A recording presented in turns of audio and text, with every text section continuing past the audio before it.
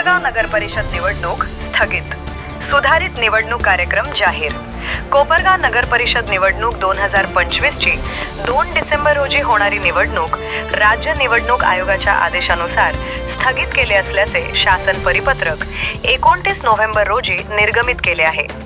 त्यामुळे सदरची निवडणुकीचा सुधारित निवडणूक कार्यक्रम 4 डिसेंबर रोजी जिल्हाधिकारी निवडणूक कार्यक्रम जाहीर करणार असून त्यानंतर 10 डिसेंबर रोजी नामनिर्देशन पत्र मागे घेण्याच्या अंतिम तारीख असणार आहे.